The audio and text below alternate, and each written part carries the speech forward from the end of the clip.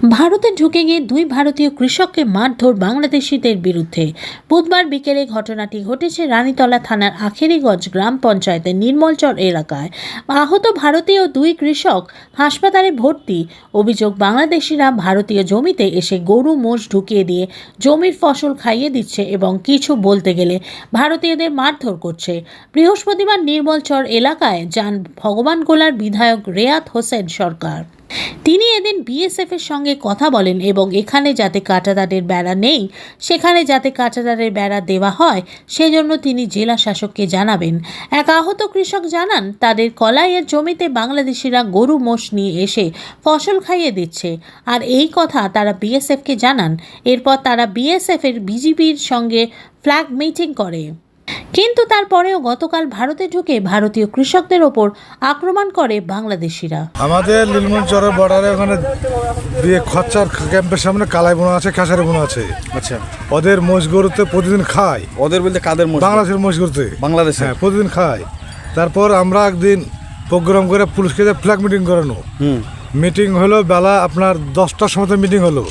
BSF আর বাংলাদেশের BGB থেকে meeting হওয়ার পরে মাঠটা ইন করতে গেলাম। ইন করতে বিএসএফও গেল, বিজিবিও গেল।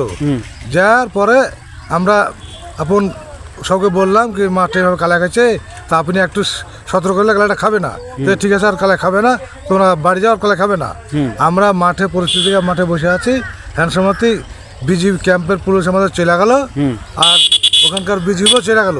বিজেপি মানে বাংলাদেশ পুলিশ। হ্যাঁ, ওখান থেকে যায় মোটামুটি খানি দূরে যায়, ওই যে 4 শালা বসে আছে, ওরাকে মাইরা তুলে চলেই। এবার আমরা মাঠে বসে আছি, ওরা সে জায়গাতে রাখাল পার্টি 1-2 করে আসতে করছে এলো। আমাদের ভুই আমরা বসে আছি, কালারে বসে আছি আমরা 4 জন। একজনের পরিস্থিতি খারাপ দেখে একজনের বেশি দেখতে পাঠানো, আর 3 জন ছিল। তার মধ্যে একজন দৌড়ে পাইলে এলো, আর 2 জনে আমরাকে ঘেরে চারিদিকে ঘেরে এই মোটামুটি ওরা 30টা রাখাল ছিল মোষ পার্টি। এই ম্যাচ শুরু হয়ে গেল। তো কালকে রাত্রেবেলায় এই সমস্যাটা শোনা মাত্রই, ঠিক আছে, আমরা এখানে যে বিওপি আছে সেই বিওপি যিনি হেড আছেন তার সঙ্গে যোগাযোগ করেছিলাম। ঠিক আছে, আজকে খুব সকালবাদে বেরিয়ে একদম আমরা এখানে নির্মলচর ক্যাম্পে, হ্যাঁ, আউটপোস্টে আমরা এসেছি এবং আমাদের যিনি আছেন বিনোদ কুমার, ঠিক আছে, উনি যথেষ্ট ভালো কথা বললেন এবং সহযোগিতার হাত বাড়িয়ে দেন বলে ওনারা সব যথেষ্টভাবে করছে। এখন কিছু কিছু জায়গায় আপনাদের পিলারের একটু সমস্যা আছে, ওই জায়গাটায় সব কথা বললাম এবং সেটা শর্ট আউট করার চেষ্টা করছি। ওনাদের এন্ড থেকেও চিঠি করবে, আমিও এন্ড থেকে চিঠি করবো, ডিএম সাহেবকে করবো চিঠি, এবং বিভিন্ন জায়গায় যেখানে দপ্তরে চিঠি করা সেই জায়গাটা করবো, যাতে আমাদের যে সমস্ত জমিগুলো আছে আমাদের চাষিরা যাতে ঠিকমতো চাষবাস করতে পারে এবং ঠিকমতো ফসলটা যাতে ওখান থেকে তুলে নিয়ে আসতে পারে সেই ব্যবস্থা। দীর্ঘক্ষণ ধরে প্রায় 1 ঘন্টার উপর আলোচনা হলো। অটোমেটিক সকাল থেকে কিন্তু ওদের ফ্ল্যাগ মিটিং চলছে এবং আবারও একটা ফ্ল্যাগ মিটিং মনে হয় ফ্ল্যাগ मीटिंग हो रहा है उधर। हाँ, एक होगी खत्म और दूसरी कमांडर लेवल की फ्लैग मीटिंग हो रही है अभी। हाँ, अभी আরেকটা কমান্ডার লেভেলের ফ্ল্যাগ মিটিং চলছে। ঠিক আছে, তো যাই হোক পরিস্থিতি এখন আমাদের ঠিকই আছে এবং বাদবাকিটা তখন আগে দেখা যাবে। আমি রিকোয়েস্ট করলাম যে 1 সপ্তাহের মধ্যে আর কি আমি ওই একদম 0 পয়েন্টে যেতে রাজি আছি এবং সেখানে চাষবাসটা কী ধরনের হয়, মানুষ কীভাবে চাষবাস করে বা আমাদের এলাকাটা কতদূর কী প্রতিকূলতার মধ্যে কৃষকরা চাষবাস করে সেটাও আমি খতিয়ে দেখব এবং সংশ্লিষ্ট মহলে আমি জানাবো। জানা যাচ্ছে যে কিছু কিছু জায়গায় পিলার নেই, সেখান দিয়ে তো বাংলাদেশিরা ঢুকছেই, গরু মহিষ ঢুকছে এবং যেখানে পিলার আছে সেখানেও কিন্তু ঢুকে যাচ্ছে। দেখুন, বিষয়টা হচ্ছে যে মোটামুটি চল্লবন গোলা থেকে এটা হচ্ছে মদনঘাট, হ্যাঁ, এই পোস্টটা 12 কিলোমিটার লেন্থ যেটা আছে, 16 নিয়ার অ্যাবাউট যাক 12 থেকে 16 কিলোমিটার। তো এইটাতে কিন্তু ফেন্সিংয়ের কাজটা নেই, বাদবাকিগুলো আছে।